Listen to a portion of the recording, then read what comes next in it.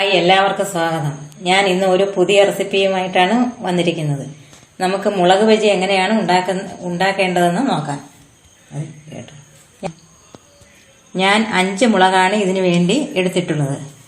ഇത് ബജി ഉണ്ടാക്കാൻ പറ്റിയ എരിവ് കുറഞ്ഞ മുളകാണ്. അത് അരിയുന്നത് എങ്ങനെയെന്ന് കാണിച്ചു തരാം. ഇത് നെടുവേ ഒന്ന് മുറിക്കുക.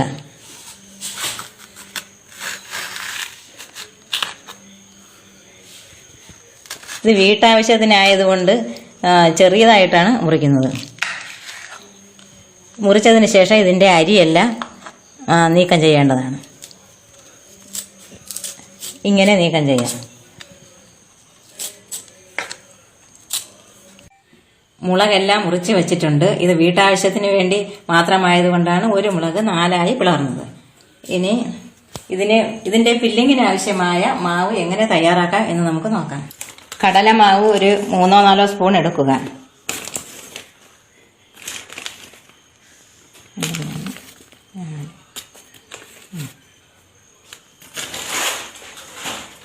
അതിൻ്റെ കൂടെ മൈദാമാവ് എടുക്കുക.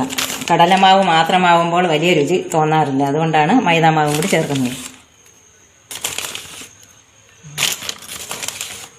4 സ്പൂൺ എടുത്തിട്ടുണ്ട്. അതിൻ്റെ കൂടെ 1 സ്പൂൺ മുളക് പൊടി എടുക്കുക. ഇത് സാധാ മുളക് പൊടിയാണ് ഞാൻ എടുത്തിട്ടുള്ളത്. 1/2 സ്പൂൺ മല്ലി എടുക്കുക. കളറിന് വേണ്ടി അല്പം മഞ്ഞൾപ്പൊടി എടുക്കുക.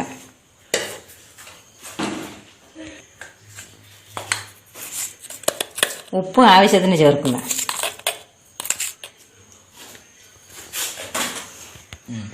ബേക്കിംഗ് സോഡ ആവശ്യത്തിന് ചേർക്കാവുന്നതാണ്. അല്പം കുരുമുളക് പൊടിയും കൂടി ചേർത്താൽ നല്ല രുചി കിട്ടും. അല്പം കായപ്പൊടി ചേർക്കുക. അതിനുശേഷം അല്പം വെള്ളം ഒഴിച്ച് നന്നായി യോജിപ്പിക്കുക.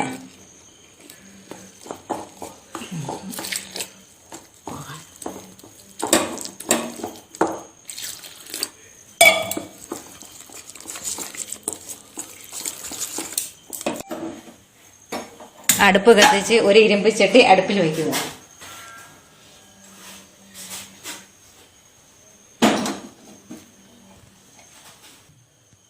അതിനുശേഷം എണ്ണ ഒഴിക്കുക. ഞാൻ പാം ഓയിലാണ് ഒഴിച്ചേക്കുന്നത്.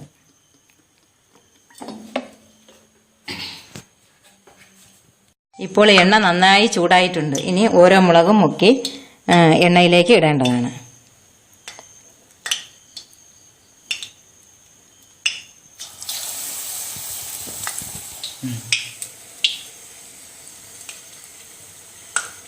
ഈ മാവ് ഇതുപോലെ എല്ലായിടത്തും പിടിക്കണം.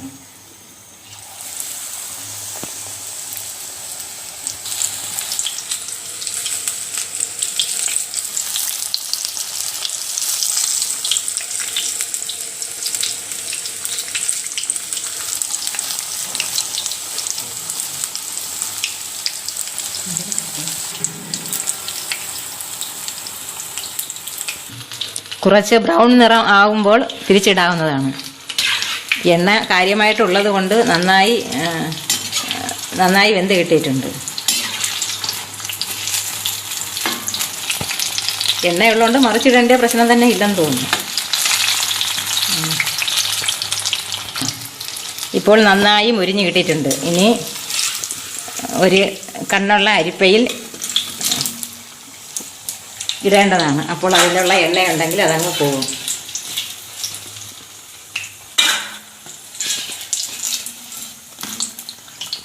നന്നായിട്ട് മുരിഞ്ഞു.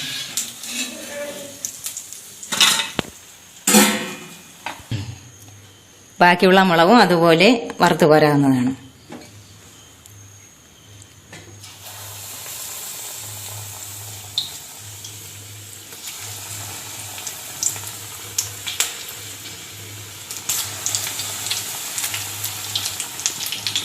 രുചികരമായ മുളക് ബജി തയ്യാറാക്കിയിട്ടുണ്ട്. അതിൻ്റെ കൂടെ നേരത്തെ തന്നെ ഞാനൊരു ചമ്മന്തി തയ്യാറാക്കി.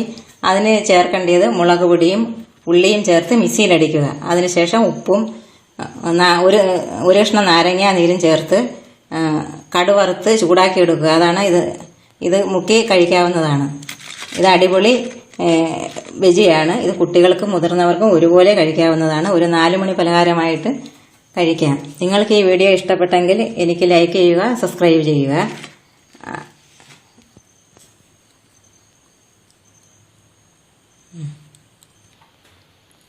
അടുത്ത പുതിയ പുതിയ വിഭവങ്ങളുമായി ഞാൻ വീണ്ടും വരുന്നതായിരിക്കും. Thank you.